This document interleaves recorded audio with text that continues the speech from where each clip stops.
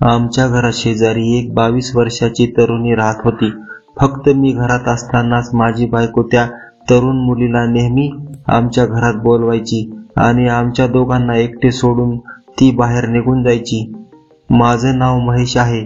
मी 26 वर्षाचा तरुण आहे. माझा किराणा दुकानाचा व्यवसाय आहे, पण दुकानामध्ये मला जास्त बरकत नसते, त्यामुळे मी खूपच टेन्शनमध्ये असतो.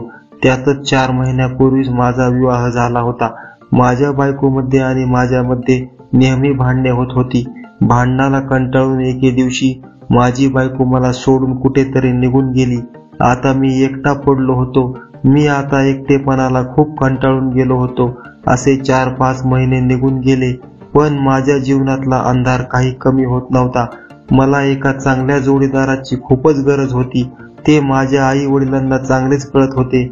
त्यामुळे माझे आई वडील एक सुसंस्कृत आणि सुंदर मुलगी शोधत होते, जेणेकरून ती माझा संसार व्यवस्थित करेल आणि मला काही सुखाचे दिवस दाखवेल. आमच्या जवळच्या नात्यातच एक मुलगी होती. ती माझ्या आई वडिलांना सून म्हणून खूपच आवडली. मग आमचे लग्न धूमधडाक्यात झाले. मी माझी बायको मीनाक्षीला पाहून खूपच आनंदित झालो होतो, कारण माझी बायको मीनाक्षी दिसायला खूपच सुंदर होती. जणू काय एखादी अप्सराच आहे. तिचे सौंदर्य माझ्या डोळ्यासमोरून जाता जात नव्हते. मीनाक्षी घरातील सर्व कामे करायची. माझ्या आई वडिलांना ती तर खूपच आवडली होती. ते तिला स्वतःच्या मुलीसारखे सांभाळत होते आणि मीनाक्षी सुद्धा आमच्या घरामध्ये खूपच आनंदाने राहत होती. पण नवरा बायको रात्रीचे जे काही करतात ते आमच्यामध्ये अजून काही झालेले नव्हते. ती रात्र अजून आम्ही पाहिलेली नव्हती, कारण माझी आई जुन्या विचारांची होती. माझे आई वडील दिवसभर शेतात कामासाठी जात होते, कारण घरचेच 10 एकर बागायत शेत होते आणि खेडे असल्यामुळे कोणी मजूर देखील मिळत नव्हतं, म्हणून त्यांना शेतात दिवसभर काम करावं लागत होतं. खेड्यामध्ये सकाळ संध्याकाळ गावात माणसे दिसायची, त्यामुळे मी सकाळ संध्याकाळच दुकान उघडायचो आणि दुपारी घरीच असायचो.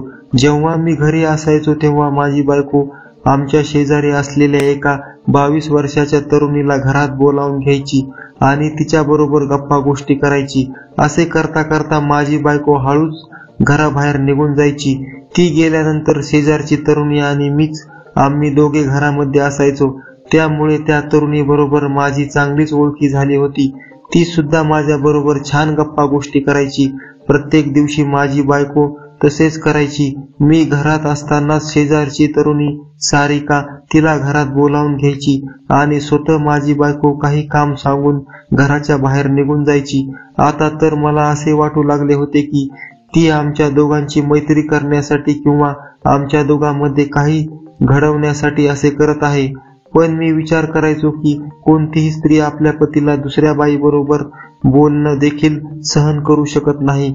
मग माझी बायको अशी का करते? ती असे का वागते? मला तर मनात तिसरेच विचित्र विचार येत होते. मला वाटत होते की तिला मी आवडत नाही का? ती माझ्यापासून लांब राहते आणि शेजारच्या तरुणीला माझ्याजवळ आणून सोडते. माझ्या बायकोच्या अशा वागण्यामुळे शेजारची तरुणी सारिका मला आवडू लागली होती. आता मला सारिका बरोबर गप्पा गोष्टी करायला, तिच्याबरोबर वेळ घालवायला आवडू लागले होते.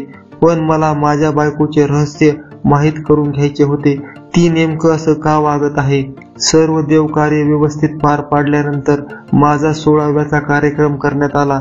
मी विचार करत होतो की लग्नाच्या 2 महिन्यानंतर माझ्या आई वडिलांनी माझा 16व्याचा कार्यक्रम का केला. मला वाटू लागलं होतं की यात सुद्धा माझी बायको मीनाक्षी कारण असावी. तिनेच माझ्या आईला काहीतरी कारण सांगितले असावा, म्हणूनच माझ्या घरच्यांनी माझा 16वा एवढ्या उशिरा केला. आणि शेवटी ती रात्र आलीच, ज्या रात्री मी माझ्या सर्व इच्छा पूर्ण करून घेणार होतो. कारण पहिल्या बायकोने मला दुःख आणि क्लेश एवढेच दिले होते. आता मीनाक्षीपासून मी माझ्या राहिलेल्या सर्व इच्छा पूर्ण करून घेणार होतो, कारण मीनाक्षी मला खूप आवडत होती. पण जेव्हा कधी ती रात्री रूममध्ये यायची तेव्हा मीनाक्षी माझ्याजवळ येत नव्हती. ती बाजूलाच खाली अंथरूण टाकून झोपायची. हे पाहून तर मला जरा विचित्र वाटायचे. ती खूप गोड बोलायची पण जवळ येत नव्हती. याबद्दल मी तिला विचारले आणि तिला म्हणालो की तू असे जवळ का येत नाहीस? तू माझ्यापासून लांब का राहतेस? माझे हे बोलणे ऐकून तिला कळून चुकले होते की मला नेमकं काय म्हणायचं आहे. त्यावर तिने असे उत्तर दिले की ती म्हणाली, मला क्षमा करा, मी तुमच्यापासून एक गोष्ट लपवली आहे. जेव्हा मी कॉलेजमध्ये होते तेव्हा माझा एक मित्र होता. मला माहित नव्हतं की तो HIV पॉझिटिव्ह होता आणि त्याने माझ्याबरोबर असे काही कृत्य केले की मी ते तुम्हाला सांगू शकत नाही. त्यामुळे मला एवढंच झालं आहे, म्हणून मी माझ्यामुळे तुम्हाला हा त्रास होऊ देणार नाही. ती असे बोलताना तिचा चेहरा खूपच बारीक आणि केविलवाणा झालेला होता. मला तिची दया आली आणि तिचा रागही आला. तिला मी मोठ्याने म्हणालो की मग लग्न कशाला केलेस?